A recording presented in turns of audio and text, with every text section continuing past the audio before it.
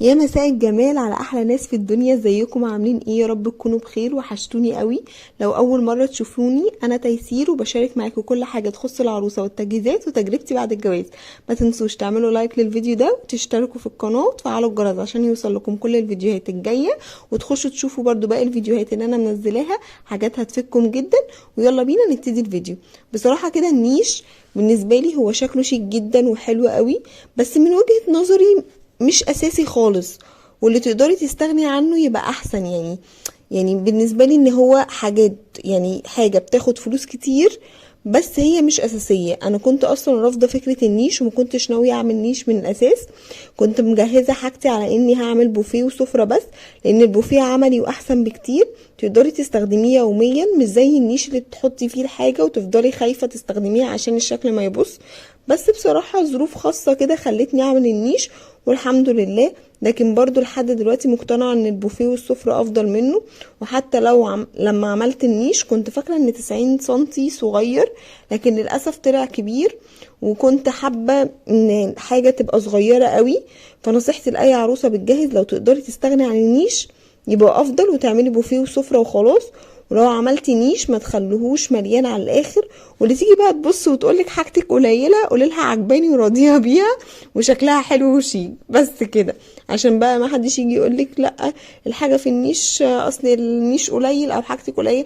كل ما الحاجه بتبقى شيك وقليله في النيش، برضو مش كتيره قوي، كل ما الحاجه بتبقى احسن. وهقول لكم برضو على شوية نصايح مهمة جدا تعمليها في النيش بتاعك. اول حاجة، انا جايبة عامة في النيش بتاعي 6 اطقم كاسات، عشان النيش بتاعي زي ما قلت لكم كده انا كنت عايزة اعمله يعني حاجة صغيرة، فافتكرت ان 90 سنتي ده حاجة صغيرة فطلع كبير يعني مش صغير. فانا جبت فيه 9 اطقم كاسات. خلي بقى الالوان، عشان برضو انا ما كنتش عامله حسابي ان انا هعمل نيش، فخلي الوانهم متنوعه بين الساده والجولد، ساده وسيلفر، ما يبقاش جولد وسيلفر مع بعض في نفس المكان. مثال مثلا اي حاجه تبقى ساده خالص، يعني انا بصي عامله هنا جولد و... وهتلاقيني عامله ساده وهتلاقيني عامله سيلفر برضو، فالاتنين مع بعض مش متناسقين. لو هتجيبي طقم كاسات سادة، يبقى الطقم التاني يكون فيه يعني زي كده حافة، زي اللي انت شفتيه كده، حافة جولد، او يبقى فيه حاجة كده، قصدي تبقى سيلفر مثلا. لو هتمشي في النيش كله على سيلفر تمام، لو هتمشي في النيش كله على جولد برضو تمام. انا ما كنتش اعرف ان انا هعمل نيش زي ما قلت لكم، فالكاسات اللي جبتها كانت استخدام مش للعرض، يعني مش ان انا احطها في النيش للعرض. فكل حاجه بتعجبني بجيبها على اساس ان انا هستخدمها، مش هحطها في النيش. لو هتجيبي بقى طقم، عارفه الطقمه في الكاسات، جيبي طقم فيهم اللي هو بيبقى فيه قاروره ده، اللي بيبقى زي هوريه، اللي هو زي اللي كان انا موريه لكم فوق ده، بيبقى 6 كاسات ومعاهم قارورة. ده برضو بيدي شكل شيك قوي للنيش وبيبقى حلو قوي، فالصراحة بيبقى جميل. وجيبي برضو اللي هو، عارفة انت طبعا انت بتجيبي الصيني، فبيبقى طقم الصيني بيبقى فيه معاه طقم الشاي والقهوة.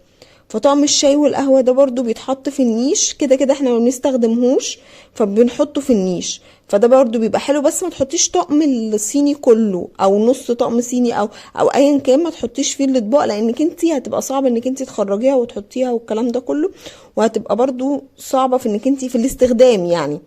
لكن انتي لو حطاها في البوفيه هتقدري تستخدميها وهتبقى سهلة جدا بالنسبة لك. وطبعا بقى بنجيب ليه الكوبايات بتاعه الميه والعصير، بنجيب منها احجام.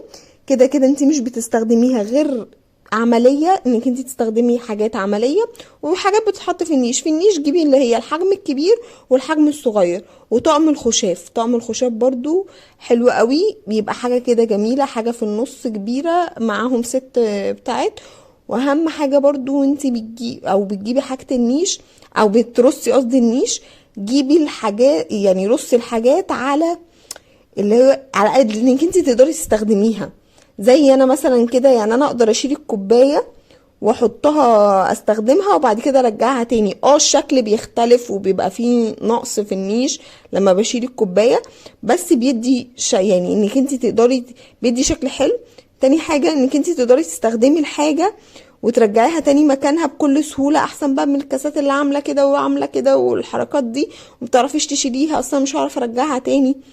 الكريستالة دي بقى انت برضو ممكن تجيبي كريستالتين او حاجتين كده بساط يتحطوا في النيش، بيبقى شكلهم حلو قوي الصراحة. انا كنت جايبة البطة دي بس راسها اتكسرت، كنت جايباها من مومنتو، كانت عاملة في حدود ال40 جنيه يعني، فالصراحة كانت شكلها حلو قوي. فنصيحتي ليكي لو انتي خلاص ومصممة على نيش وعايز تعملي نيش، اعملي حاجة سيمبل، رصيه رصة انك انتي تقدري تستخدميه، ما تبقاش حاجة في النيش وخلاص مركونة وخايفة استخدمها عشان الشكل وكده.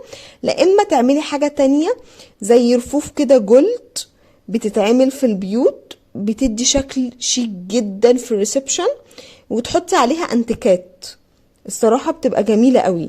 فدي احلى بكتير من النيش، وتعملي بوفيه وسفرة. لو الفيديو عجبكم واستفدتوا منه، ما تنسوش تعملوا لايك وتشتركوا في القناة وتفعلوا الجرس عشان تشوفوا الفيديوهات الجاية، واكتبوا لي في الكومنتات انت مع النيش ولا البوفيه احسن. تابعوني كمان على الانستجرام واليوتيوب، هسيب لكم لينك الانستجرام واليوتيوب تحت في الديسكريبشن. بحبكم قوي، اشوفكم الفيديو الجاي على خير، باي باي.